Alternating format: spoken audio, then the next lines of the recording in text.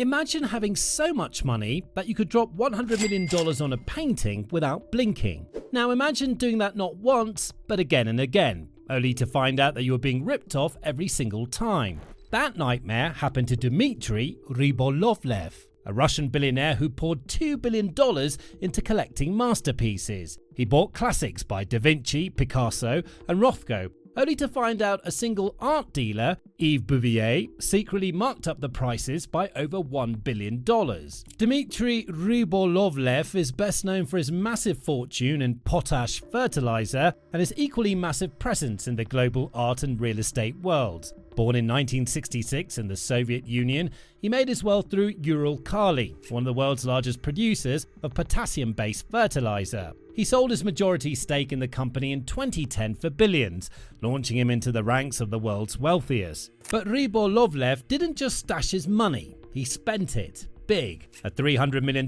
penthouse in New York, a $95 million mansion from Donald Trump, private islands, yachts, and a world-class art collection featuring Da Vinci, Picasso, Modigliani, and Rothko. In the early 2000s, Rybolovlev's company soared, and his fortune allowed him to chase a personal passion, art. He was introduced to Swiss art dealer Yves Bouvier at an art auction in London. Bouvier was known in elite circles as someone who could quietly source masterpieces for billionaires seeking privacy. He owned companies like Natural Le Coultre and had deep involvement in Freeport, those tax-free storage facilities where the ultra-rich hide away priceless works. Bouvier had access to everything: art, collectors, and the hidden corners of the market.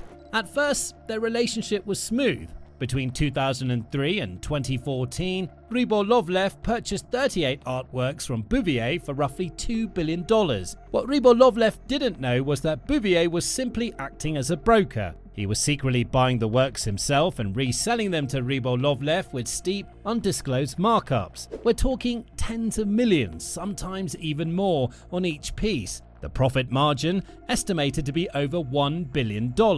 One painting, Gustav Klimt's Wasserschlangen II, Water Serpents 2, is a perfect example. Bouvier bought it in 2012 for $112 million. The next year, he sold it to Rybolovlev for $183.3 million.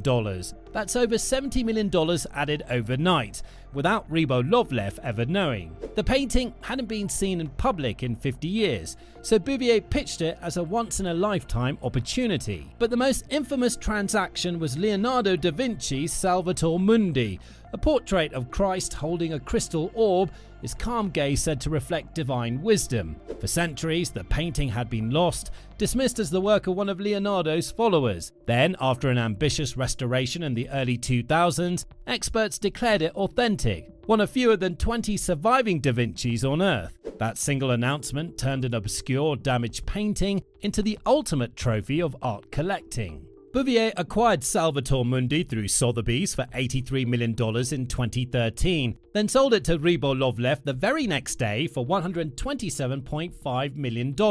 On paper, that markup made little sense. It wasn't a restoration or a new discovery, just the same painting, flipped overnight for nearly $45 million more. Yet Rybolovlev had no idea. To him, the Da Vinci was once-in-a-lifetime chance to own a piece of history. Ironically, years later, he would resell that same painting at Christie's for a staggering $450 million, the most expensive artwork ever sold at auction. The record-breaking sale should have been a victory, but instead it became a symbol of the absurdity of the ultra-rich art world. A painting born in secrecy, traded through deception, and ultimately vanished again, its current location still a mystery. To this day, Salvator Mundi remains both Rybolovlev's greatest triumph and his most haunting reminder of how little transparency exists when billions of dollars and reputation are on the line. By 2015, the truth began to unravel. Rybolovlev found out about the markups and launched a full-scale legal assault.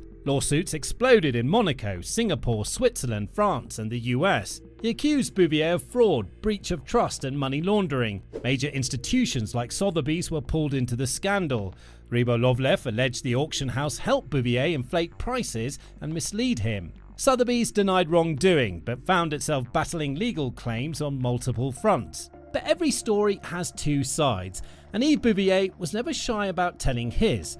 To the Swiss art dealer, he wasn't a con man. He was a businessman doing what art dealers had always done, buying low, selling high, and keeping the margin quiet. In his eyes, Rybolovlev wasn't a victim. He was a billionaire accustomed to control, humiliated only because the illusion of mastery slipped through his fingers. Bouvier's background was far from shady, at least on paper. Before the scandal, he was known as the Freeport King, the architect of an empire that quietly changed the way art moved around the world. Through companies like Natural Le Culte, Bouvier managed vast storage spaces in Geneva, Singapore and Luxembourg, luxury vaults where masterpieces rested tax-free, unseen by anyone but their owners. His clients were royalty, tycoons and oligarchs.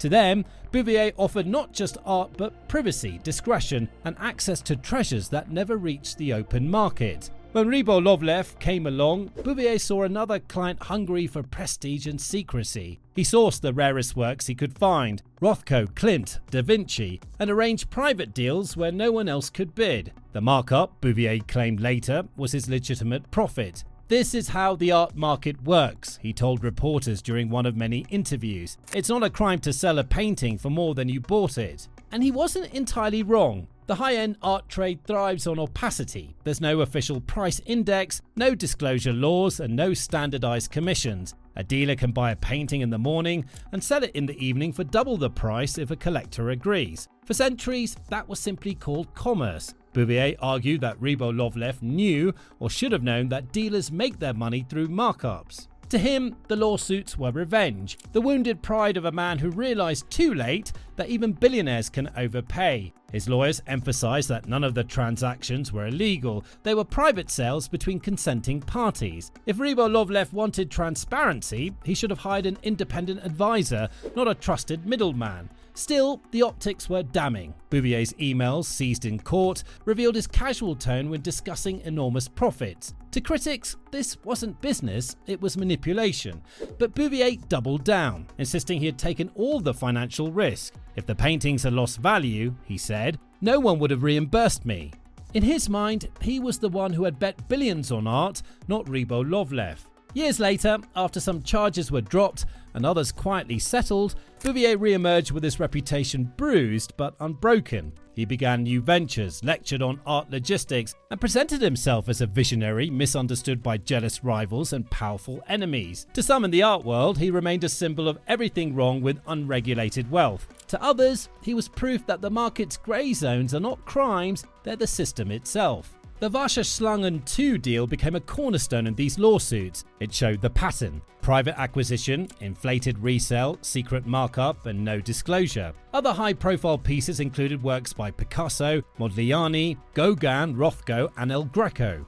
In one case, Bouvier reportedly charged $120 million for a Paul Gauguin painting he had bought for nearly half that. The scandal exposed the dark underbelly of the ultra-rich art world. These are markets with no transparency, where prices are subjective, deals happen behind closed doors, and trust is everything. Bouvier used that trust to amass enormous profits, and Rybolovlev wasn't his only client. In response, Rybolovlev tried to offload some of the pieces and recover his losses. He launched a full investigation into how the deals were structured and whether anyone else had assisted in the scheme. A few paintings were quietly resold, while others remained locked away in storage. Meanwhile, Bouvier maintained his innocence, claiming the markups were legitimate dealer profits. What makes this story even wilder is that Bouvier was also considered a key player in the rise of free ports. These secure art storage hubs are often compared to Swiss bank accounts for paintings. They're tax havens, and they're where many of Rybolovlev's paintings were kept, hidden from view and quietly gaining value.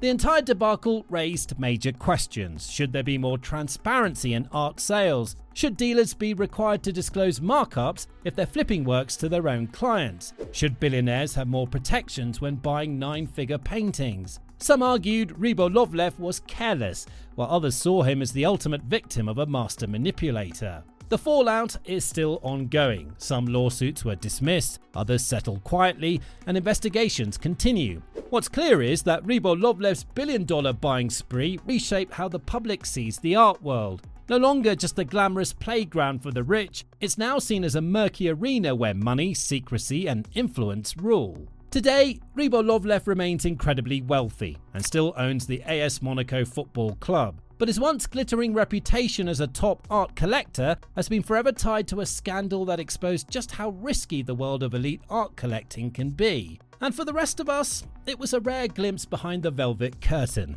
a reminder that even billionaires can get scammed, especially when the price of admission is trust. So, what other incredible scandals have reshaped the world of the ultra-rich? Hit the comments below and let us know. And don't forget to like and subscribe for more stories from the lives of the super rich.